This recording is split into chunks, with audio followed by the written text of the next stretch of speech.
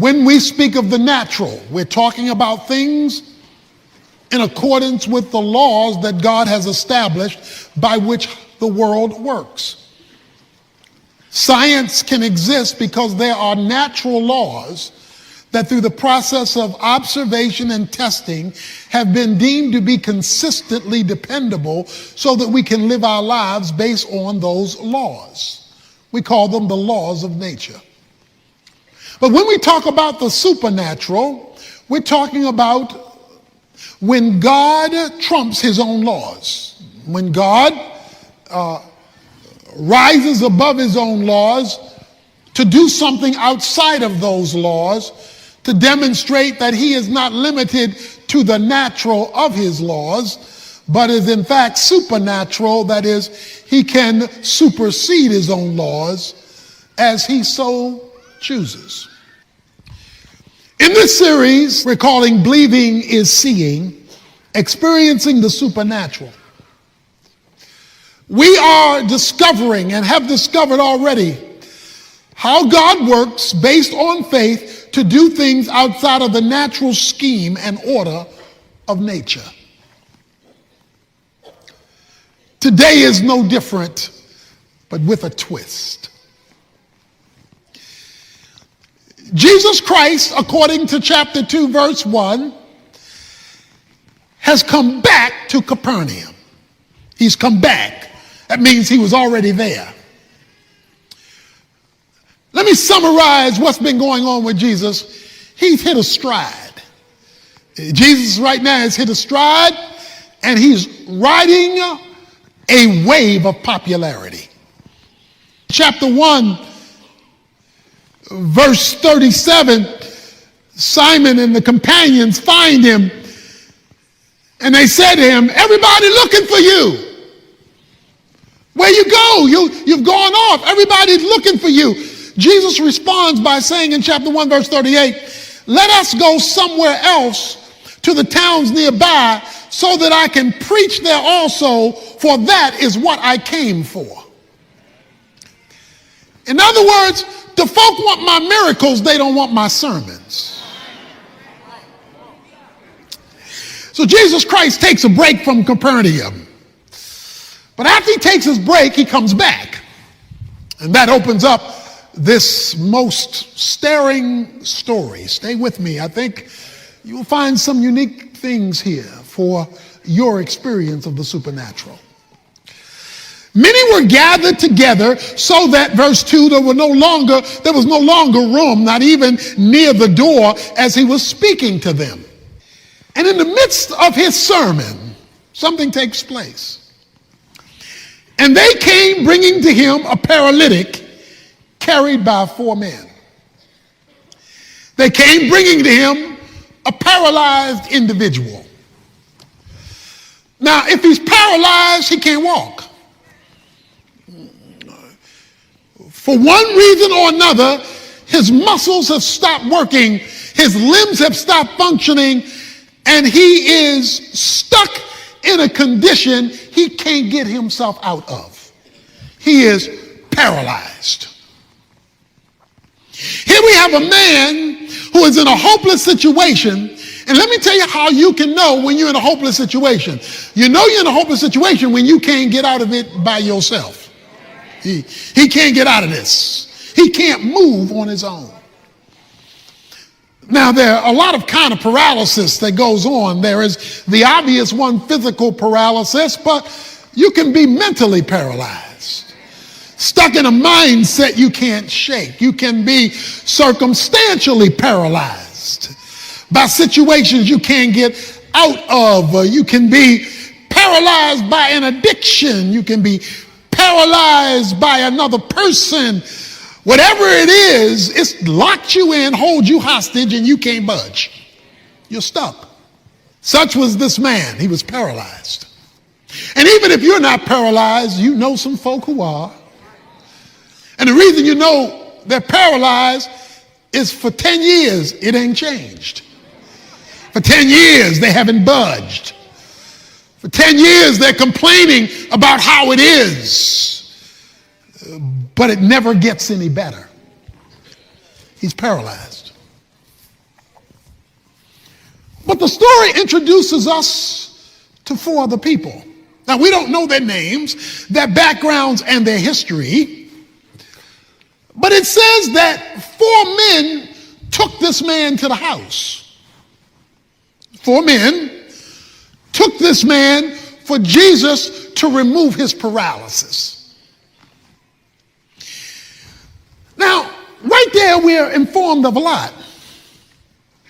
Number one, we're informed that there were 4 people in this man's life who cared about his condition. Even though he couldn't move, there were 4 men who cared for him enough. We'll call him his small group. So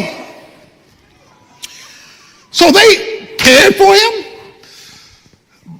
but they knew where to take him. They said, if we can get homeboy to Jesus, then we believe his circumstances in life can change. Now, I don't know how long he'd been paralyzed, but however long it was, he was a grown man who couldn't stand on his own 2 feet. And you know anything about men like that? Grown man, but he can't stand on his own 2 feet. You didn't hear me. A grown man, but he can't stand on his own 2 feet. But he did have some brothers in his life who helped him stand up. So they carried him. Jesus is preaching. The 4 carry the 1, and here's what we read. Being unable to get him, verse 3, in to Jesus because of the crowd, they removed the roof above him, and when they had dug an opening, they let down the pallet on which the paralytic was lying. They lowered him right smack dab in front of Jesus. What does that tell us? That tells us that they were not going to stop until something changed. This was not casual commitment. This was some brothers who said, we're going to fight for you until we get you to the one who can change you. So before I go any further, I need to ask you, everybody in here should be in one of 2 positions.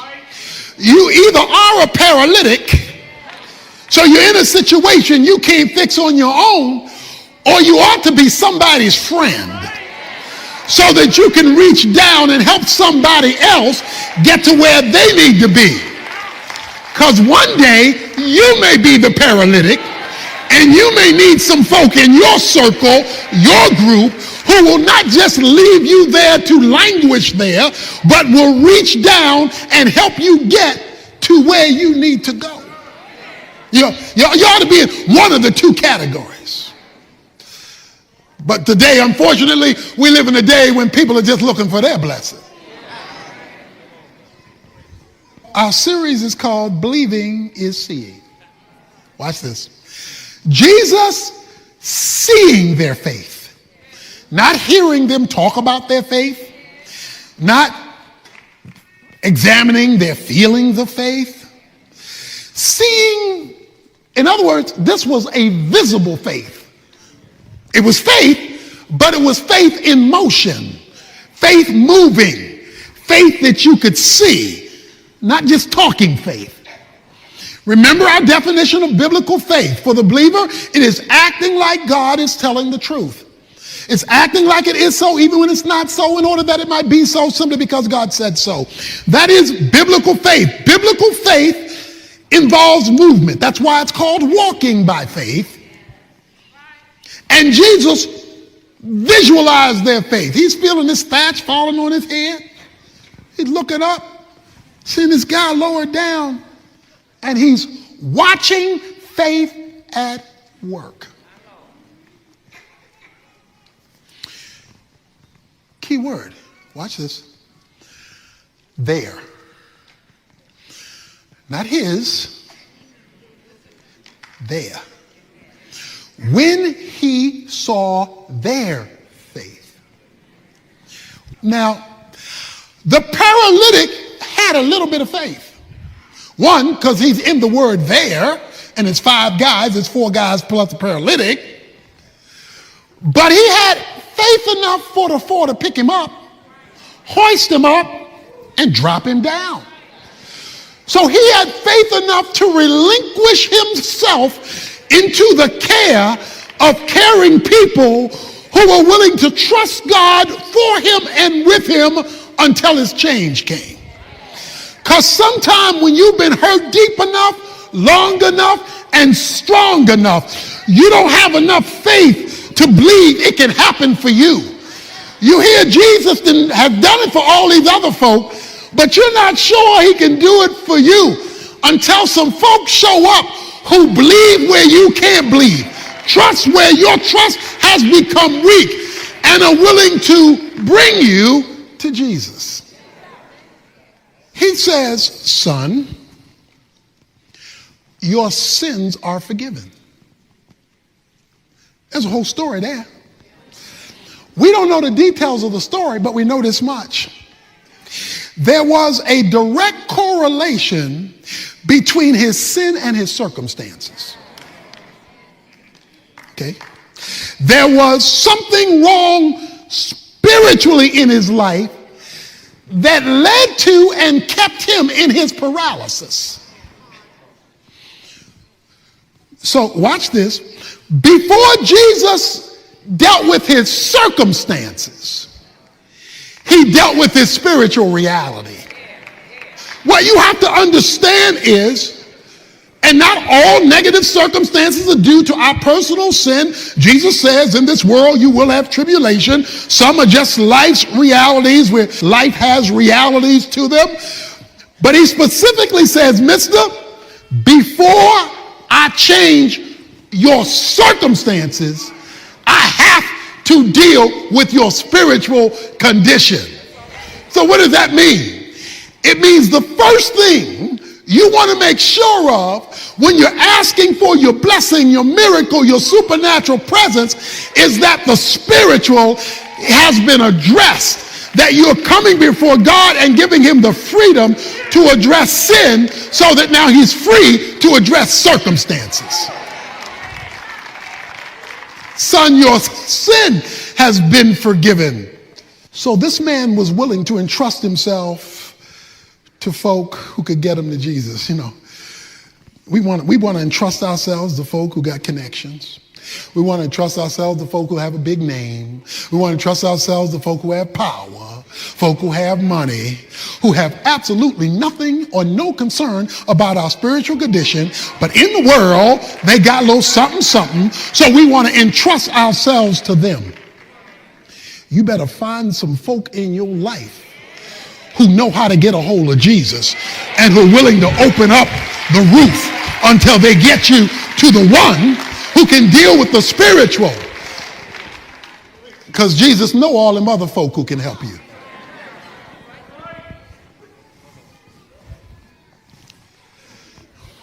That means that the paralytic was willing to take that risk. He was willing to take the risk these boys weren't going to drop him, and that Jesus could help him. Now, your sins are forgiven. He hadn't touched the man's circumstances. Man's still paralyzed. But his spiritual condition is now right. And that's what you want. You want the spiritual to be right so that God is free for the circumstances in accordance with his will. Well, the scribes were sitting there.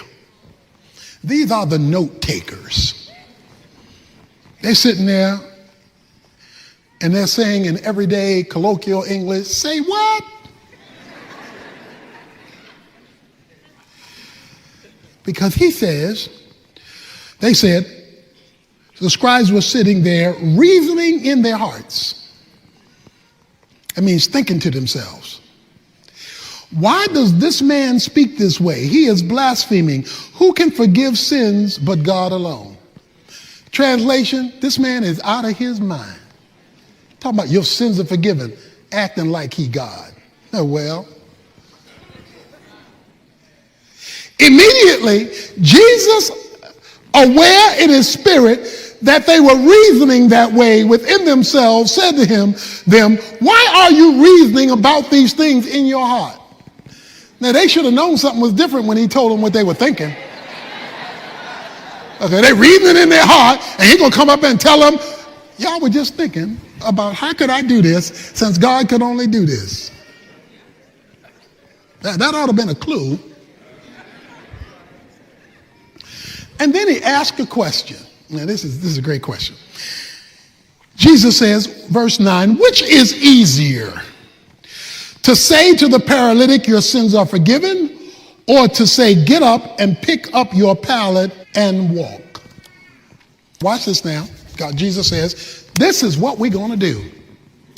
What we're going to do, guys, is verse 10, but so that you may know that the Son of Man has authority on earth in history to forgive sins, he said to the paralytic, I say to you, get up, pick up your pallet, and go home. Now watch. Stay with me here.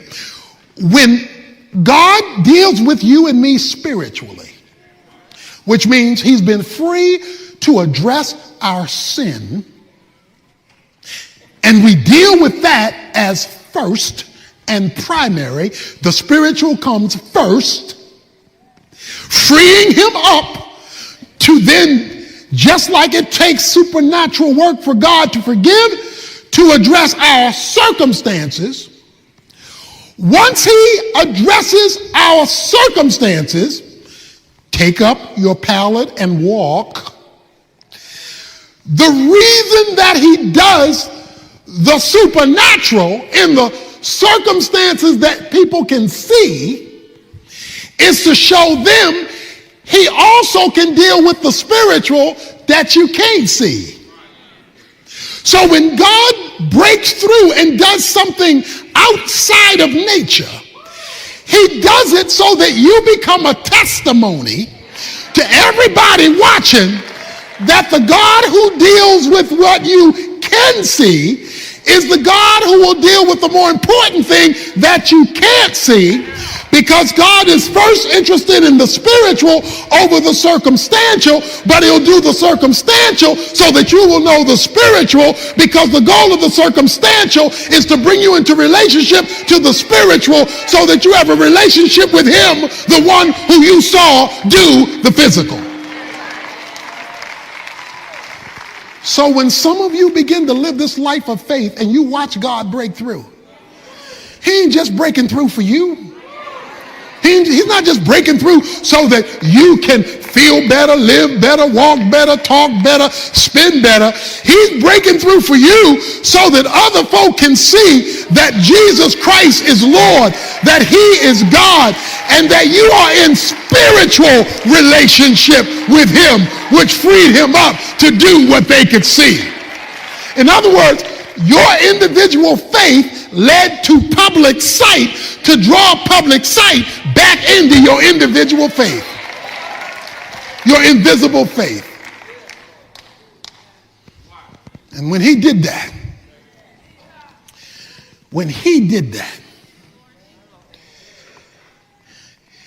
it says that the man got up immediately.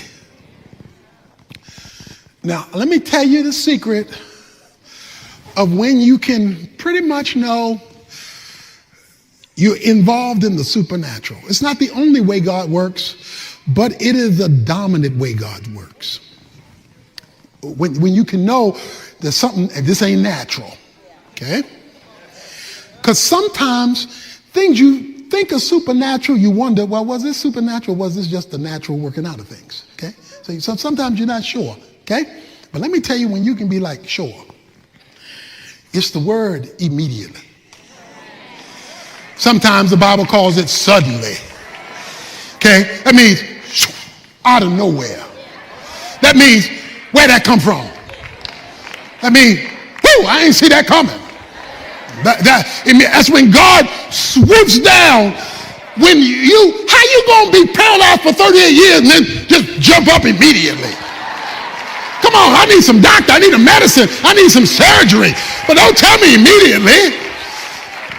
I got my spiritual life right with God, and out of nowhere, God comes in and somebody calls me for a job immediately. I got my life right with God, and now I got my life right with God. I don't have to chase nobody. Somebody found me immediately. And when God comes out of nowhere, because you're in touch with him, and suddenly, immediately, he told him, get up. Now, the man had a responsibility, because Jesus gave the command, but he had to get up. So he had a responsibility. God's miracle involved him without it being dependent upon him, because Jesus had already spoken the word to him. So you know it's the miraculous when, out of nowhere, God enters into the situation because you've been made right with him. That's not the only way he does it, but that's a way you can know that the supernatural has intervened into your circumstance. And it closes by saying, so they were all amazed and were glorifying God, saying, we have never, ever seen anything like this. Do you have some faith God can see? I ain't talking about your talking. I ain't talking about waving your hand in the air like you just don't care. I ain't talking about that. I'm talking about where you are moving in faith, or if you can't, getting other folk to help you move in faith so that God can see y'all's faith, saw their faith. That's why you need to be connected. You need to be connected so that where your faith is weak, you can add to somebody else. Where their faith is weak, you can add to them, they can add to you, and God sees group faith, and that's when he sees even broader collection faith. You see more happening in the community and in the nation because God sees that the group is serious, so then that means he's going to respond to faith. God responds to faith that is visible. But as you seek your supernatural presence of God, let me warn you. Let me tell you the whole truth. Let me warn you. See, when you go to the hospital and you say, this is wrong, whatever that wrong is, this is wrong with me. My back's hurting, my stomach's hurting, my head's hurting. All you have given them are symptoms. You told them how you feel. So they got the symptoms, back, stomach, head. They're not going to let it go at that. Just in case you haven't been to the hospital. They will hear you pray to them about your symptom. Back hurting, head hurting, stomach hurting. But then what they're going to do is go deeper. X-ray here, scan there. Because they know your symptom may simply be the fruit and not the root of what's really wrong. Your head may be hurting because there's a tumor. You don't know it's a tumor. You just know the symptom that is hurting. But they're going to go deeper to find out what's really wrong. When you come to God, he's going to deal with what's really wrong. Not that camouflage stuff. And he's not going to do what many in the Christian faith do. He's not going to give you a placebo. Make you think you're getting something real when it ain't nothing in it but water. He's not going to give you a placebo because he wants you really healed. He wants you really well. He wants you really transformed. And if that means surgery, he wants to do surgery. And if that means a scope, he wants to give you a scope. Why? Because he's not just trying to fix your symptoms. You can go to Walgreens for that. He's trying to deal with the cause, give you the cure so that he heals you from the root so that now you can be blessed with the fruit. So the question is, do you really want to get made well? Or are you like the crowd? You want to be in the house, but you don't want to exercise the faith. And that is their attraction to idols. They were attracted to Baal and Asherah, Baal's girlfriend, the idols that had now consumed the culture, even those who named the name of God. We've defined an idol already, but just so that we review, an idol is an unauthorized noun, person, place, or thing that you look to get a need met. It's an unauthorized person, place, or thing, an unauthorized noun, that you look to for that thing to be the source of a need being met. Something God has not approved, but you're looking to it to be the source of your provision. That's an idol. Granted, we over here don't worship trees by and large, or the moon, or the stars. Well, I can't really say that because folks are still checking their horoscopes as an unauthorized source. Because the Bible says when you check astrology to find your source and your direction based on the movement of the stars or the month you were born or any of the like, you have appealed to an unauthorized source to be the definition of your needs being met and the definition of your identity. So that is idolatry. So you may not do any of the things people may do if you just have an American idol.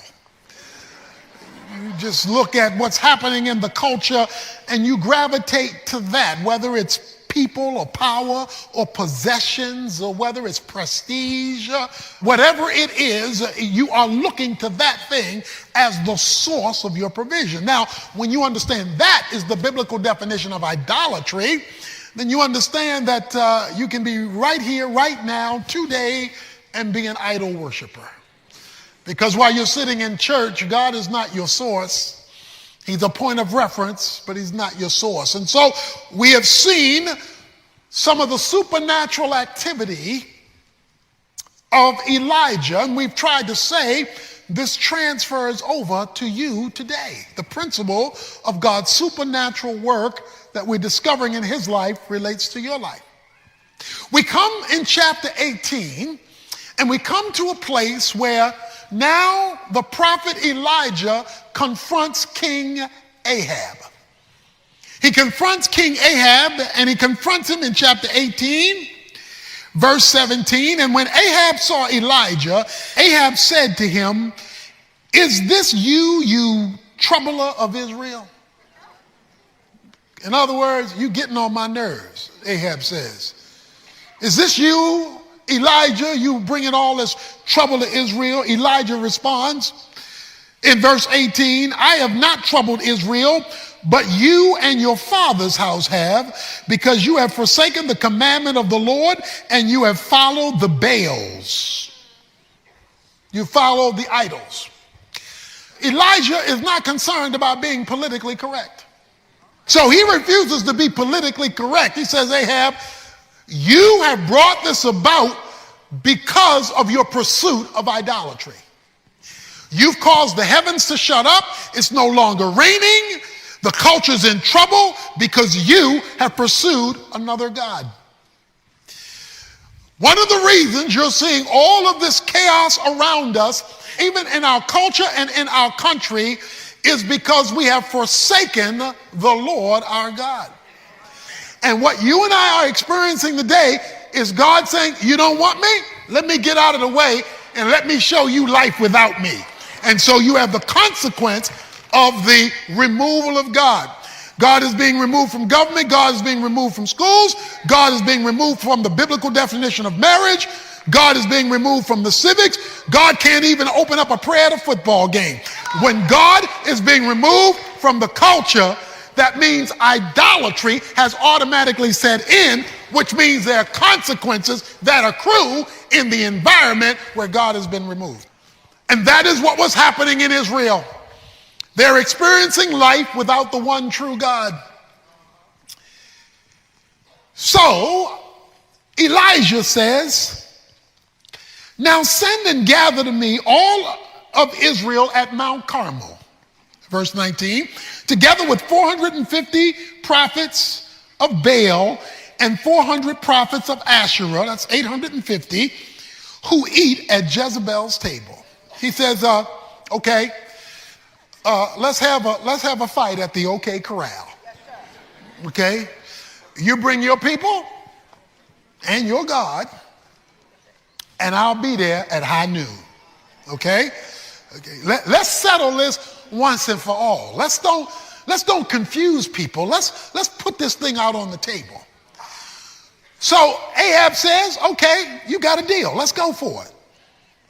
So Ahab sent, verse 20, a message among all the sons of Israel and brought the prophets together at Mount Carmel. Now watch this, because this is where we start. Verse 21. Elijah came near to all the people and said, how long will you hesitate between two opinions? If the Lord is God, follow him. But if Baal, follow him. But the people did not answer him a word. Oh. Elijah says, all right, folk, how long you gonna keep dancing? How long will you hesitate between two opinions? The word hesitate means vacillate. How long you gonna dance? This God on Sunday and another God on Monday. How long you gonna go back and forth? How long you gonna dance around this thing? How long you gonna move back and forth? How long are we gonna have to keep doing this? How long are you gonna have to keep hearing the same sermon every week, calling you to full commitment before you make one? See, a lot of folk want to worship God on Sunday and then hug an idol on Monday. He says, how long? How many more years? How many more months? How many more services? How long are you going to dance before you decide? That's his question. It says the people were silent. Why were they silent? Simple. They weren't ready to commit. They weren't ready to commit. They weren't ready to, you too serious. You being too serious about this Christian thing. Just let me get a little church, give me a little music, preach me a little sermon, and then leave me alone. It says the people were silent. They were not ready to commit. But watch it. They were always ready for a miracle. They were always looking for a blessing. They were always looking for God to do something while they were silent. So let me state my position as coming from this passage. If you're not ready to commit and to stop dancing, stop looking for a miracle and searching for a blessing. They said nothing because they weren't ready to make a full commitment. And yet he's calling on them just to do that. So now, Elijah says, I alone, verse 22, am left the prophet of the Lord, but Baal's prophets are 450 men. Elijah says, I'm outnumbered, 450 to 1. Since this is not to see how the numbers fare in my favor, I'm ready to take my stand. God is looking for some folk who, even though outnumbered, are willing to take their stand. Who, even though the other side has more than you, even though it looks like you're outnumbered among your friends, among your coworkers, or what have you, he said, this is how the numbers shape up. But in spite of that, we're going to put the true God to the test. He says, why don't you bring, verse 23, 2 oxen, and let the 450 choose 1 oxen, and I'll take whichever one they don't choose, put it on the wood, put it on the altar, but don't put a fire under it. And then you 450, you call on the name of your God and tell your God, light the fire. Okay? Tell your God, be the Ohio players, fire. Tell your God to light it up.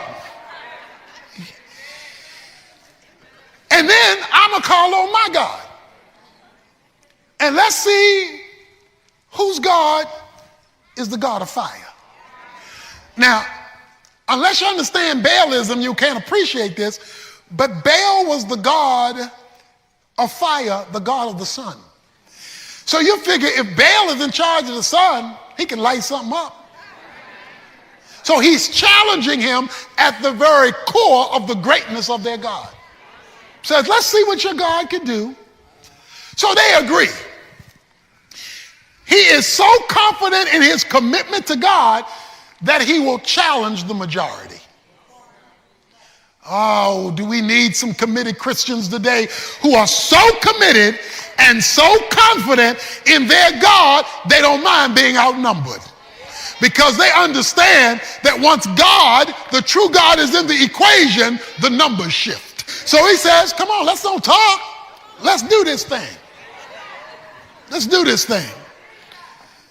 And so here's what they do. The 450 agree. And so they chose the ox, in verse 26, they took the ox and prepared it in the name of Baal. And from morning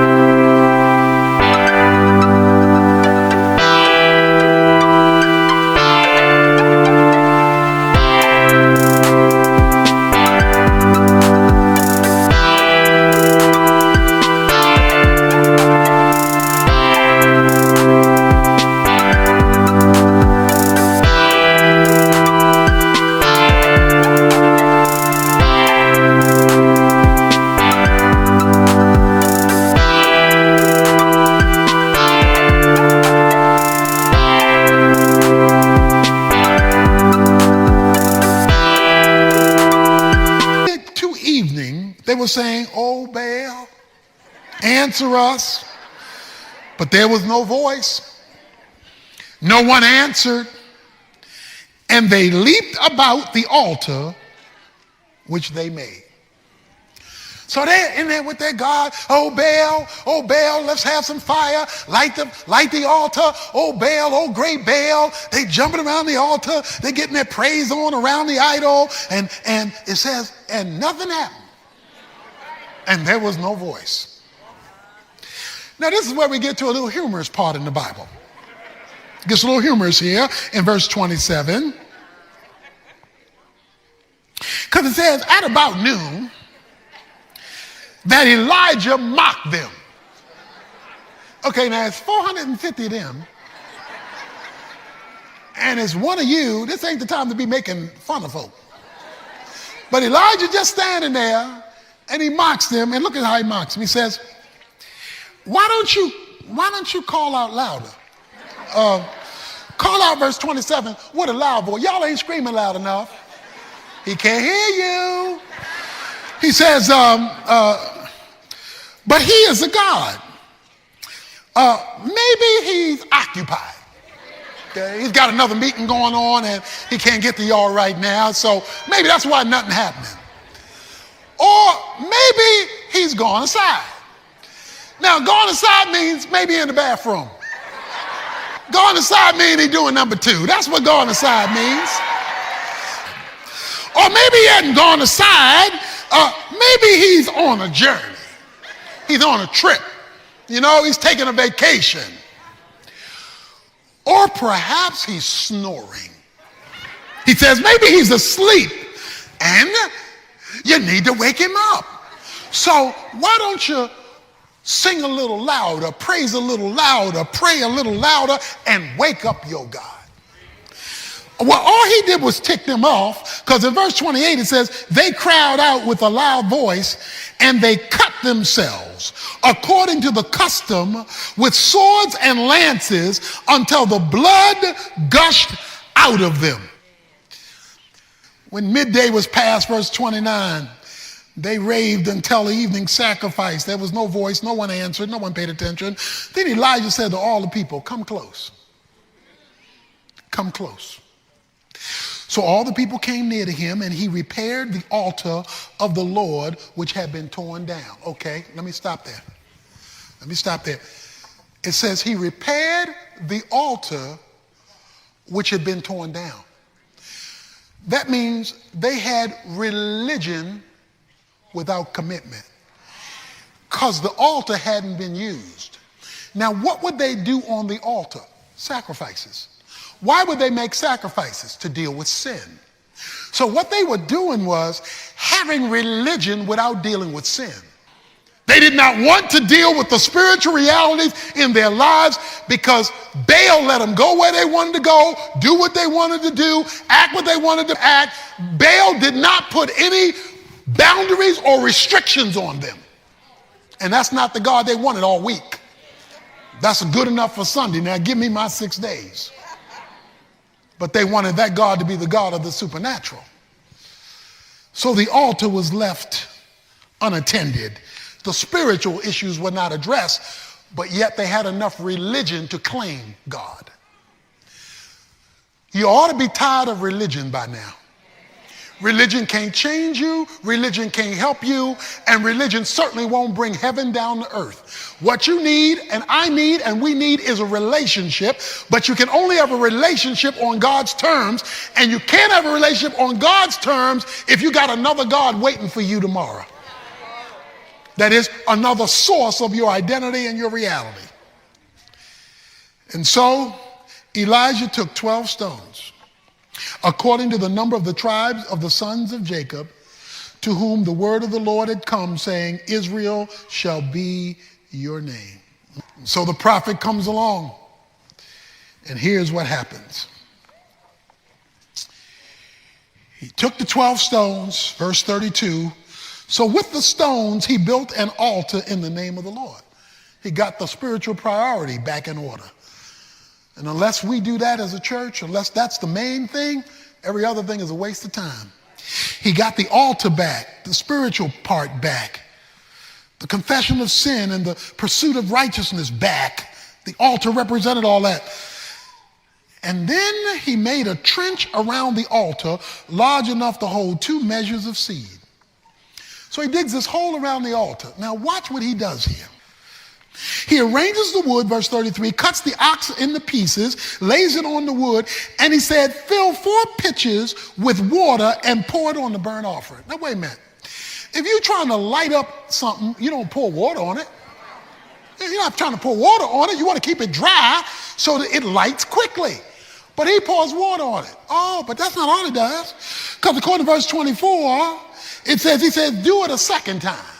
So they pour water on it. They wet the wood, wet the ox, wet everything. He says, pour 4 more pitchers on it. So, okay, he does it again. Oh, but is he finished? No, do it a 3rd time. And they did it a 3rd time. So he prays. And he prays at the evening sacrifice, O Lord, verse 36, the God of Abraham, Isaac, and Jacob, the covenant-keeping God, today let it be known that you are God in Israel. I am your servant, and notice this, I have done all the things at your word. Let it be known what you will do when people are committed to you and your word. In other words, I'm not like y'all, I ain't dancing. I'm not like y'all, I'm not going back and forth. I am totally committed to his word. That's how you know if you're dancing or not.